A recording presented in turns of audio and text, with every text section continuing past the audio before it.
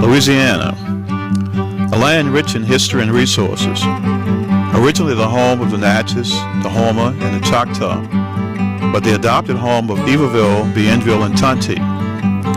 Louisiana, the focus of international struggle and intrigue for centuries, a place of mystique, the home of a people known for distinct culture and institutions, the parish, the police jury. Louisiana, that catalyst for transforming the former British North American colonies into a national melting pot.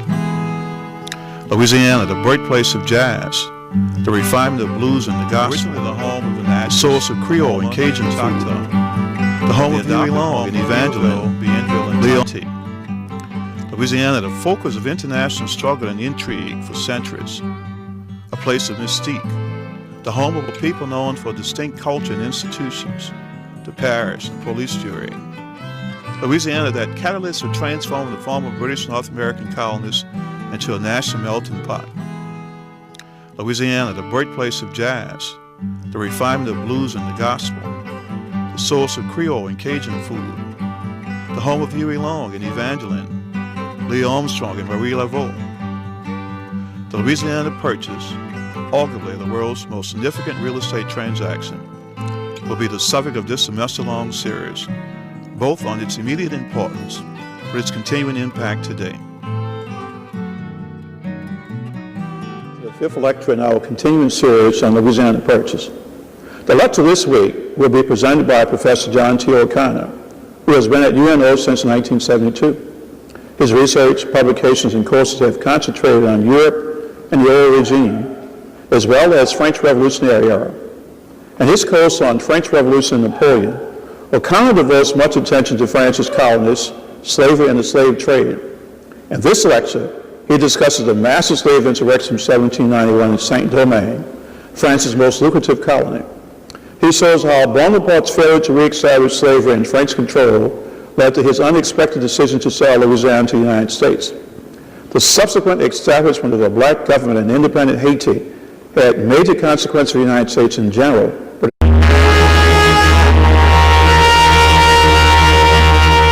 When Haitians fought for and won their independence from France 200 years ago, establishing the sovereign state of Haiti, it was the second time that an American colony successfully rebelled against its mother country. The upheavals in Haiti were linked to and concurrent with the events of the French Revolution. It is no exaggeration to say that the drama, violence, and bloodshed in revolutionary France were intensified in her most lucrative colony, Saint-Domingue, the name of the colony during the old regime, which contained in 1789 the greatest concentration of slaves in the world. Large-scale slave insurrections there began and spread in 1791, leading to the first flight of refugees to nearby islands, to the U.S., or back to France. News of victorious slaves winning their freedom sent shockwaves through all the slave societies of the New World, including most prominently the American South.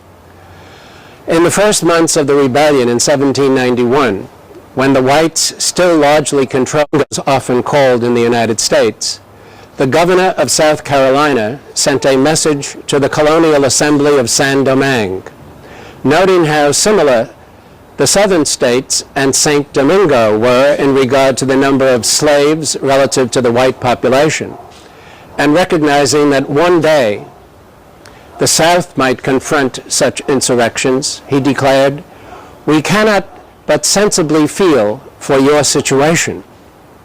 An undercurrent of anxiety, indeed foreboding, can be glimpsed in the governor's message, and for good reason, the most important slave rebellion in world history. Before discussing the salient events of the revolution in Haiti and their impact on Louisiana down to the year 1815, I want to sketch a brief history of the island that Columbus named Hispaniola, the first territory exploited by Europeans in the New World.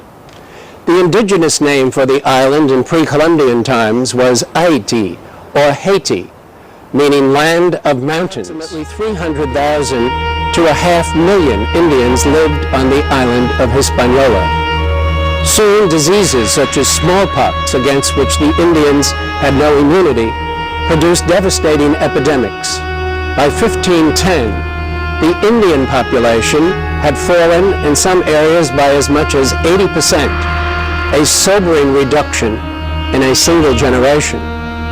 To replace the dwindling labor force, the Spanish began to import thousands of African slaves, a pace that quickened as more and more plantations were developed in the Americas. In a peace treaty signed in 1697, Spain ceded the sparsely populated western portion of Hispaniola to France. It comprised 1/3 of the island and was called Saint-Domingue. The eastern region under Spanish control was known as Santo Domingo. Economic activity in Saint-Domingue originally centered around indigo production. Heavy investment in sugar plantations, however, ushered in an astonishing series of changes in a relatively brief time span. In an area with no sugar plantation, in 1689, within only 7 years of its acquisition by the French crown, there were already 120 in place. Large-scale sugar plantations led to the importation of more and more slaves. From 1690 to 1720, the number of slaves rose from just over 3,000 to well over 47,000. From 80,000 in 1730, the slave population reached 172,000 in 1754, 206,000 in 1763, rising to 465,429, or roughly 500,000, in 1789. At that time, 1789, about 30,000 whites, compared to nearly 500,000 slaves, lived in the colony. About 28,000 free people of color were in Saint-Domingue. Most were freedmen or descendants of freedmen. Creoles born in the colony were far more likely to be manumitted plantations, which made Saint-Domingue by far the most prosperous of European colonies at the time. Indeed, some statistics appear almost surreal. On the eve of the French Revolution, Saint-Domingue alone accounted for roughly 1/2 of France's foreign trade. It produced more coffee than any other place in the world, exported more sugar than all the British colonies taken together, and vast quantities of cotton, tobacco, indigo, and cocoa of the best quality. The leading port, Cap Français, or Le Cap, now Cap HAïTIAN, had more ship traffic in and out of its harbor than the leading French port, Marseille. Called the Paris of the Indies, Le Cap's population, estimated at 50,000 in 1791, 3/4 of them slaves, was larger than that of Philadelphia, the most populous city in the United States. And certainly Le Cap had a thriving cultural life, at least for its free population. The city supported a Royal Society of the Arts and Sciences, a museum, botanical gardens, a number of newspapers, and a playhouse which seated over 1,500. In 1791, more than 150 theatrical and opera performances were staged in Saint-Domingue. All this in a society pulsating. At the end of August 1789, the Declaration of the Rights of Man and Citizen was passed by the National Assembly. The first 2 articles were especially pertinent to the inhabitants of French colonies. 1. Men are born and remain free and equal in rights. Social distinctions can be based only upon public utility. 2. The aim of every political association is the preservation of the natural and inviolable rights of man. These rights are liberty, property, security, and resistance to oppression. Men are born free and equal in rights. These rights include began to assemble their own army, poor whites seethed with anger, and then far more serious problems emerged. Amidst the upheavals in revolutionary France, spin-off effects in the colonies included clashes between whites and free coloreds. Information and rumors from France and other Caribbean islands filtered down to the huge slave population in Saint-Domingue. One rumor that spread like wildfire was that the King of France had accorded 3 free days each week to the slaves in French colonies, but that the colonial masters had refused to implement the decree.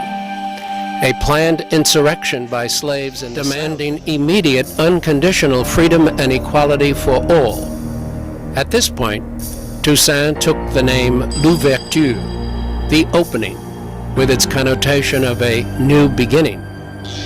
On August 29, 1793, Sonthonax announced the abolition of slavery in the North. The other Republican commissioner, Paul Verel, soon thereafter proclaimed abolition in the South and the West. In February 1794, the legislature in Paris issued an emancipation proclamation, ending slavery in French colonies.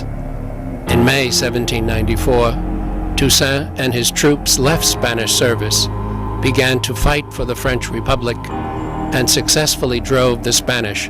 Paul has argued that historical myths about the Point Coupé conspiracy of 1795 were deeply implanted into the consciousness of white Louisianans.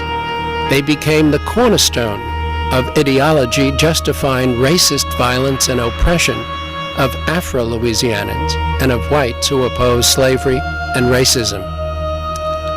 To return to Saint-Domingue, in May 1797, Sonthonax named Toussaint as commander-in-chief of the French Republican Army in the colony. When Sonthonax was chosen to be one of the representatives of the colony in Paris, Toussaint became the most powerful figure in Saint-Domingue, especially after securing the withdrawal of all British troops from the territory in 1798. Seeking to rebuild the damaged economy and to restore the export crops to their earlier dominance, he appointed whites to positions of influence in his government. Toussaint had cordial political and economic ties with the United States during the administration of President Adams. Yet he also gave every indication of enjoying his autocratic position to the hilt. By 1801, he had conquered Santo Domingo and declared the abolition of slavery in that territory. Later that year, he wrote a new constitution for Saint-Domingue, assuming the governorship for life with the right to appoint his successor. That was not the way that colonial leaders are expected to act. Indeed, it bore all the earmarks of readiness for independence from France. Napoleon Bonaparte, the head of the French government, determined to restore white authority in Saint-Domingue. General Leclerc, with 17,000 troops, arrived in February 1802 with reinforcements to come. Initial skirmishes against Toussaint and other black generals produced a standoff and concluded with the willingness of black leaders to cooperate with France upon assurance of keeping their military ranks. Napoleon's real intention became clear when Toussaint was lured into discussions with Leclerc, captured, and sent off to a French prison in the Jura Mountains near the Swiss border. Even before he entered the prison, the scene in Saint-Domingue had totally changed upon news that the governor in Guadeloupe had announced the restoration of slavery. Black generals like Dessalines and Christophe deserted the French, and war to the death ensued. In November 1802, Leclerc died of yellow fever. By then, out of 34,000 French soldiers, 24,000